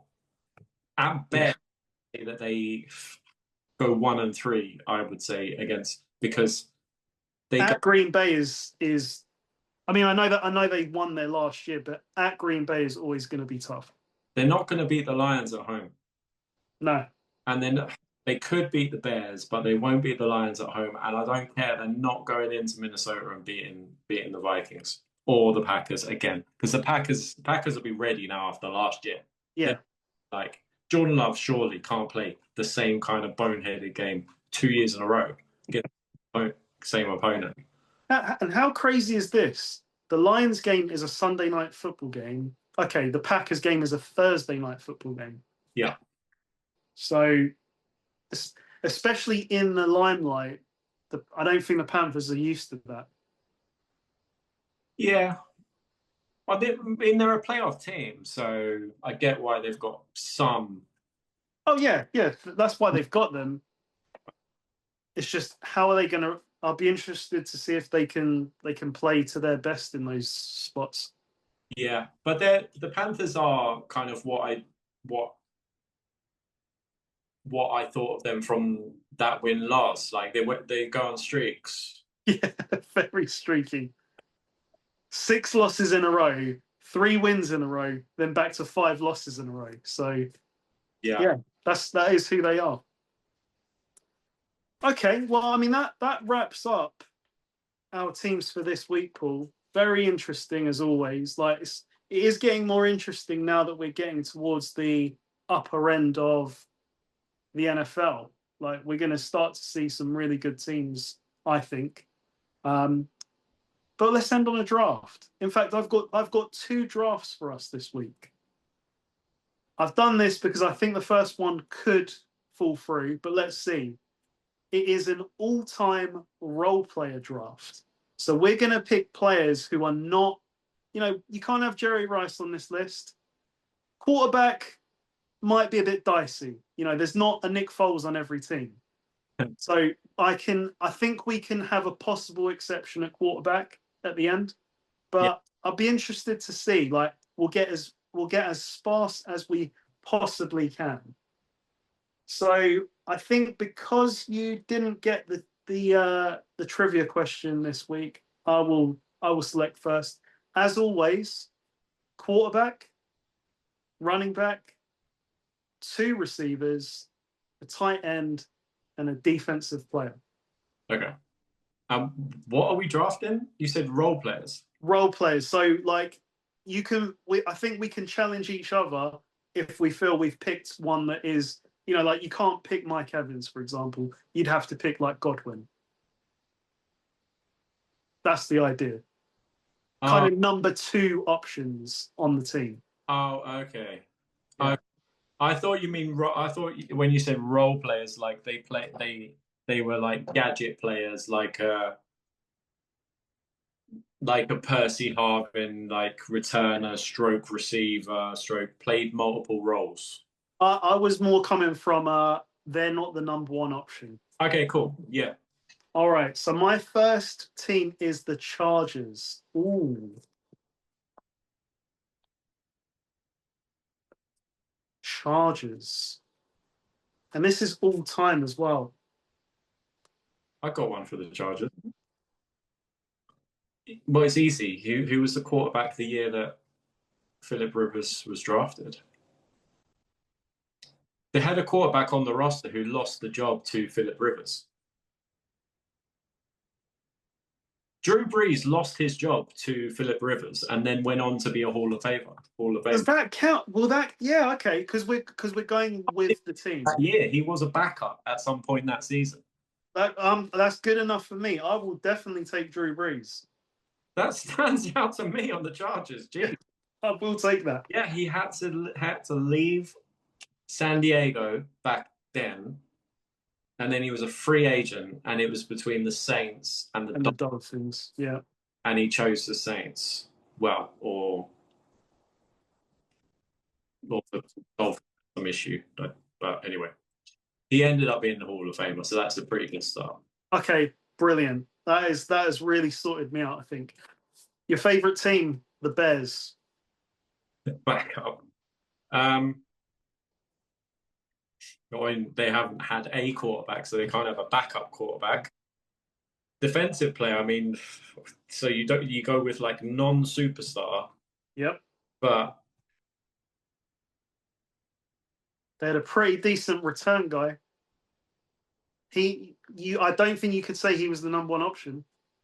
No, he definitely wasn't. He was the number 1 return guy for sure. He was a super return the opening kick of that Super Bowl. Mm-hmm. No, I just think in defense, there's multiple guys in defense that you could have. You could like got Fridge Perry, you got Singletary, you got recently like Urlacher and Eddie Jackson. But yeah, I agree with you. Matt Forte. No, Devin Hester. Devin Hester was. He's a Hall of Famer. Hall of Famer at returner. Yeah. That should be a thing. Yeah, it definitely should be for sure. Yeah, so I think that qualifies at receiver. Like he would be viewed as like a number 2 or a number 3. Okay, Buccaneers for me. I mean, I could go recent. I think I will go recent. I'll go Chris Godwin. Okay. The Jacksonville Jaguars. They've had a couple of like running backs by committee. Mm-hmm. Obviously, you can pick someone active as well. This is all time, past, and present. Yeah. Trying to think who was on the roster at the same time as Fournette at running back. You could take McCardle at wide receiver because him and Jimmy Smith were a 1-2. Tight end, they not really. Defense, they've quarterback, no. Yeah. Defense on Saxonville would be interesting. There's a few guys. I know they're not all timers, but they were some fun guys. Name me some guys. So obviously Ramsey and Yes, you couldn't have Ramsey because he was number 1. But like for example, I'd say Calais Campbell was number 1, and then you had Yannick and Gakaway. Or the guy, I can't say his name, Pojlushny. Pojlushny. Or another one. One of my favorites on that team, his career got cut short, Telvin Smith. Yeah. No, he had a great career. I'll take Keenan McCardle at receiver. Okay.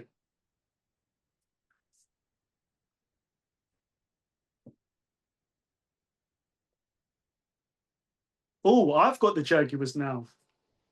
All right, give me Telvin Smith. I'll always remember like the pick 6 he had on Big Ben that year. It was like, okay, now I was like, now I'm a believer in this team. Yeah, where we went 21-0 down inside minutes or something. Yeah, that was possibly. I mean, we came out on the wrong side of the result, but that was possibly my favorite ever playoff game. That was an incredible. Oh wow, yeah. Jaguars game.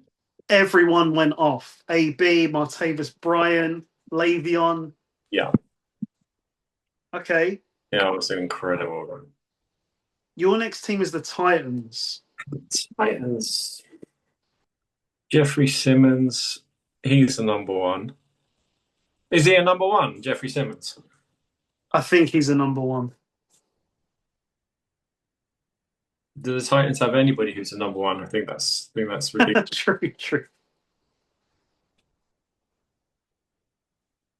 Steve McNair was not always a starter for the Tennessee Titans. Okay, Air McNair. Air McNair, he was an incredible player. Incredible player. Like nearly won the Super Bowl for the Titans. Was that the infamous like reach out 3 yard line?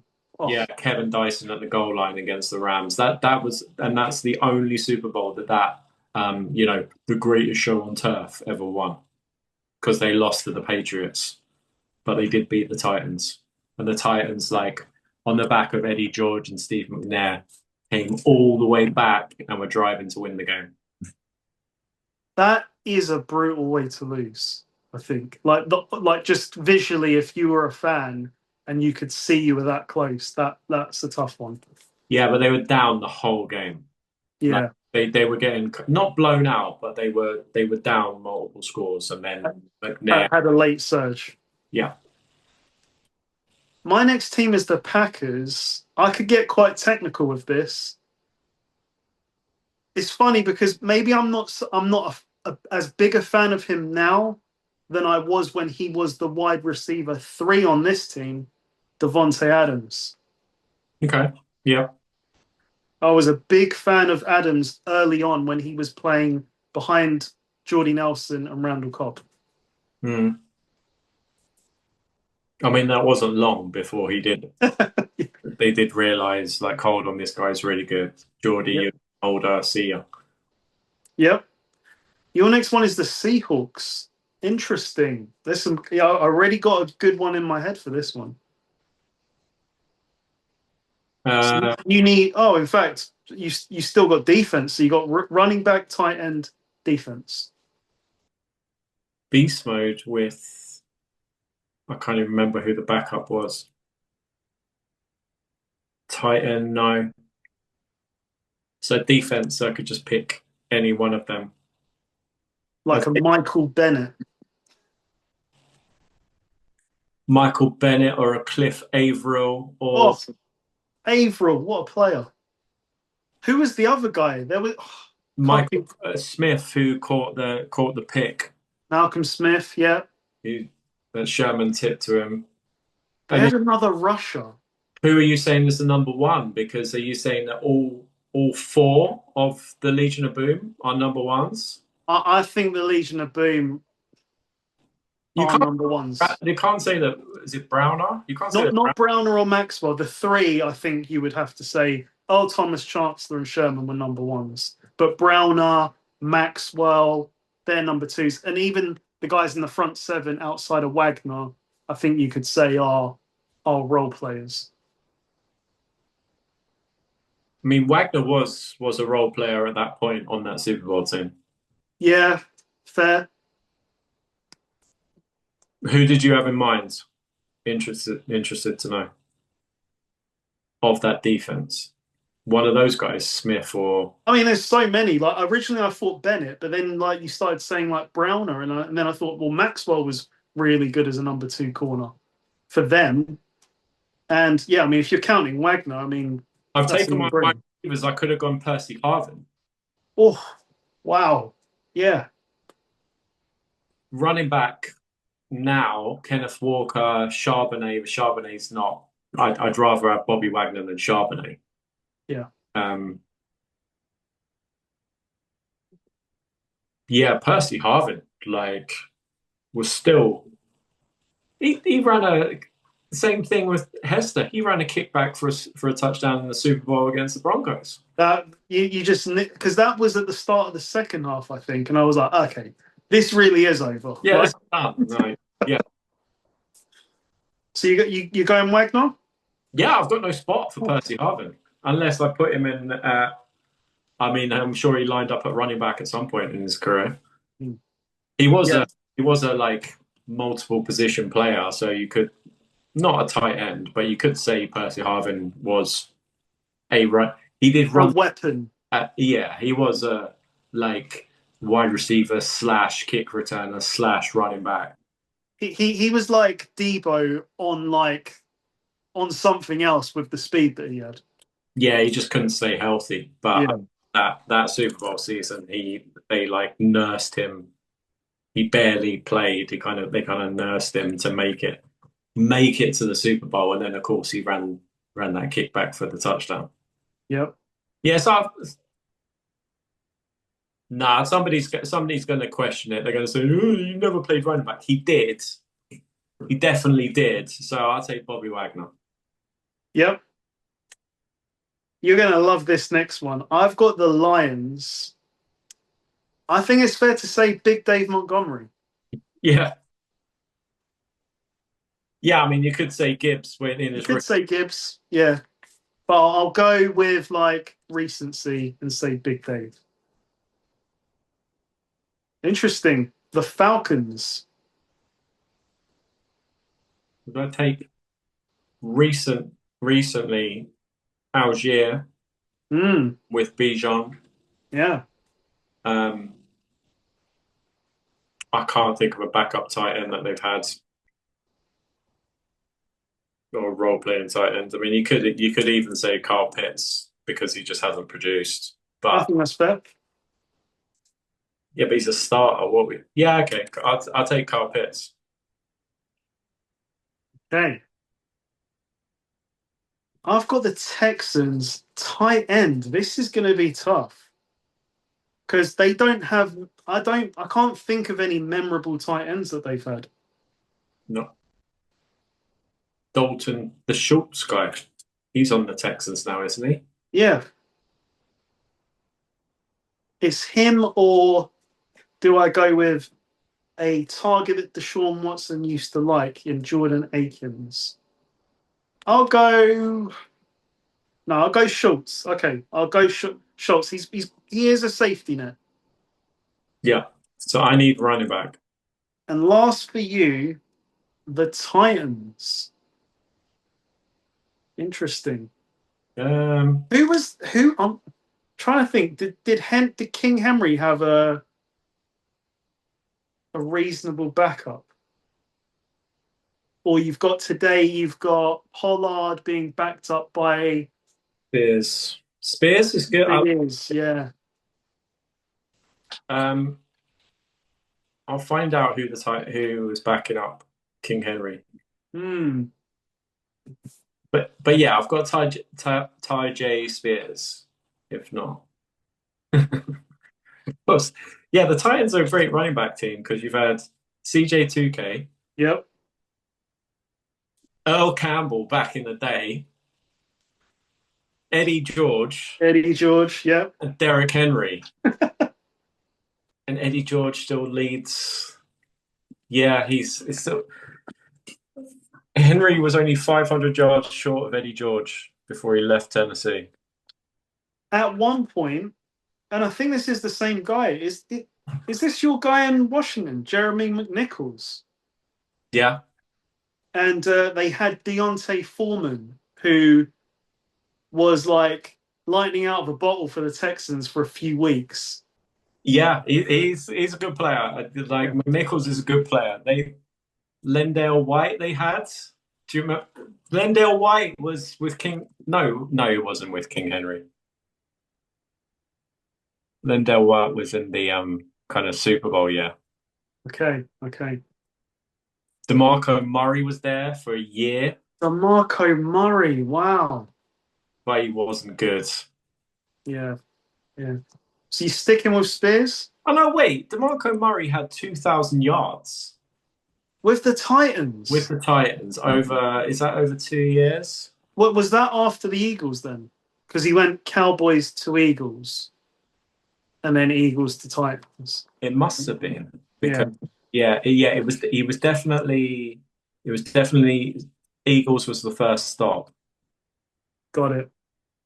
Oh my God. Like at one point, I know it wasn't the true version, but AP was backing up King Henry.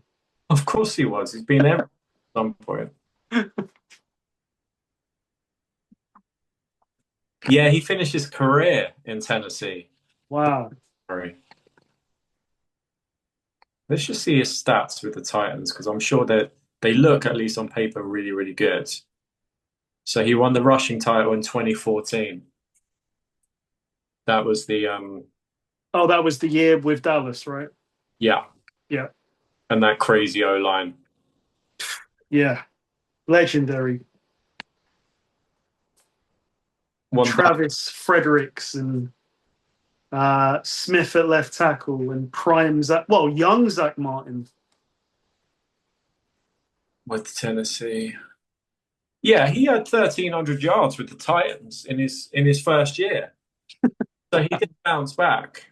Yeah. And then his last year in the NFL, he split carries with a certain rookie. A second-year running back known as Derrick Henry. Wow. In the year 2017. So he split carries with King Henry. And then, I think it's a no-brainer. You got to pick DeMarco Murray. Yeah, I mean, he had 1,200 yards. He lost his starting job basically he ended up retiring. Like he lost his starting job to King Henry. It's DeMarco Murray for the Titans. Easy. All right, that was pretty good. So I ended up with Drew Brees, Big Dave Montgomery, Chris Godwin, Devontae Adams, Dalton Schultz, and Telvin Smith. You had Air McNair, DeMarco Murray, Devin Hester, McCordle, Carl Pitts, and Bobby Wagner. Yeah. Not bad for role players. All right. Well, I thought we would end on a traditional draft, but this time we'll do active players. Not an all-time draft, active players, same format, quarterback, running back, two receivers, tight end, and a defensive player. It's been a while since we've done current, so this will be interesting. Okay. Okay, so first up, I've got the Seahawks, and I will take JSN. Yeah. Wow. Your first pick is the Falcons. I'll take Bijan and not starter. Ooh, the Giants. Hmm. You could take Odell. You could play it and go, yeah, Odell's on the roster currently. I could. I think I won't. No, it is tricky because picking 2026 and Odell. See, I want to pick neighbors, but am I missing someone? On the Giants now, defensive Yeah. player, Because you got Brian Burns, I suppose.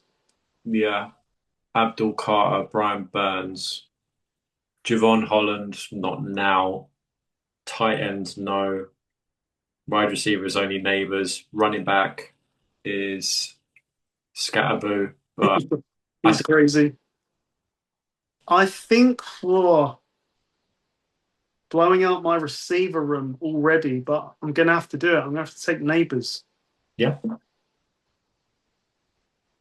Okay, next up for you, the Commanders. I will take Terry McLaurin. I was considering Jane Daniels, but I think I'll get a better.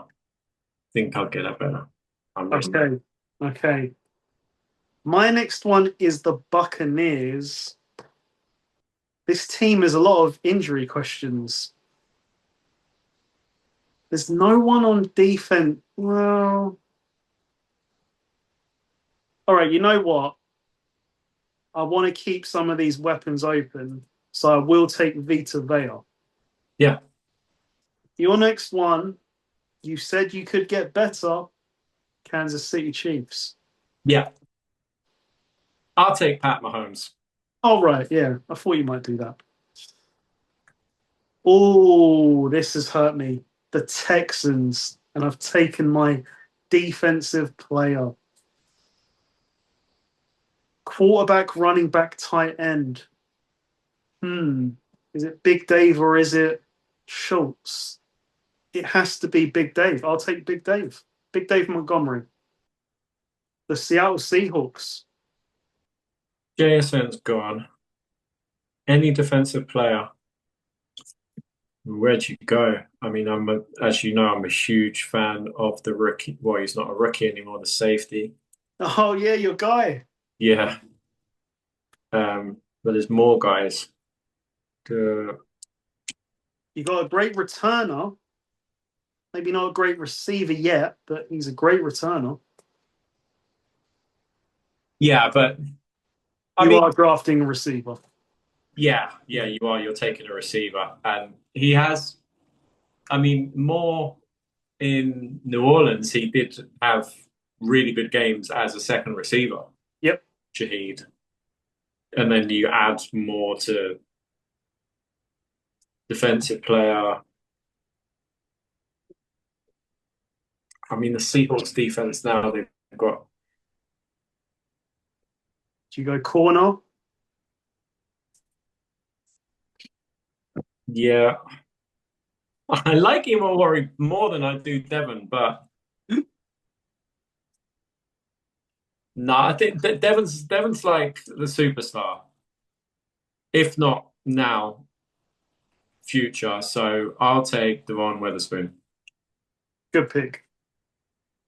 My next one is the Raiders. It has worked out. I will take Brock Bowers. Yeah. Next up, oh wow. Next up for you, the Bengals. Okay. So it doesn't have to be a specific wide receiver 1, 2, does it? So Nope. I will have Mar Chase. Mahomes throwing to Jamar Chase and handing off to Bijan Robinson. Wow. So that leaves me with quarterback. I haven't done this before. It's a complete lottery of who I'm going to get. Give him Chicago. Give him Chicago. Oh, the irony of this. I've got the Philadelphia Eagles. Who's the backup quarterback? I will take Jalen Hurts. Two-time Super Bowl champion. Two-time? He won it twice. Sorry. Two appearances. He's outplayed Mahomes twice. Okay. And your final pick, just to put the nail in the coffin, for tight end, you get the Colts. Oh, so I'll have second-year tight ends, Tyler Warren. Tyler Warren. I mean, that is a crazy team. Mahomes, Bijan, Scary Terry, Jamar Chase, Warren, and Devon Witherspoon. Yep. Crazy. I think I hung in there. Jalen Hurts, Big Dave Montgomery, JSN, Neighbors, Bowers, Vita Vea. But I think that you've got this one. Let us know in the comments who you'd rather have. I think it might be a bit one-sided this week. And what we should have done differently, given the way that what we should have done if I picked the perfect team, given the cards that were dealt to me at the time. I genuinely think that your team was made when you passed on Jaden Daniels. Because if you'd taken Daniels there, which you could have, it just like the knock-on effect of that, then you're suddenly, who would you have taken for the Chiefs? You might have just gone, oh, well. Then I've got to take Kelsey or Jones, maybe. Yeah. And then it filters a different way. What could I have gone a different route? If I hadn't have taken Neighbors, the thing is the Bucks pick is the one that kind of messed it up a bit. Not messed it up, but I didn't get quite dealt the cards that I wanted this time. Yeah. When they come, like I had Bijan at pick 1, like Falcons pick 1, of course, take the best player, and then pick 2. Commanders, yes, obviously it's Jaden Daniels or Terry McLaurin, and then that's a sliding doors moment. You know what? I think for me, if I didn't take Vita Vea, I could have stuck with my original plan, which would have been Bucky Irving. Yeah. Then I would have had Texans defense, and I could have had Daniil Hunter or Will Anderson. That probably would have been. Bucky Irving is a polarizing player because Buck fans would know how good he is, but the rest of the NFL will go, who? Yeah. It's only a year ago. If this poll was a year ago, everybody would go, oh, Bucky Irving, he's a stud. He's going to be potentially a Hall of Famer in the future. But now he's been banged up. He had a bad year last year. And lost in the shuffle now. Yeah. Year ago, Bucky Irving, no brainer. Yeah, you take him. Yeah. That's how it goes. All right, mate. Well, great talking as always. That is it for this week. Enjoy the preseason.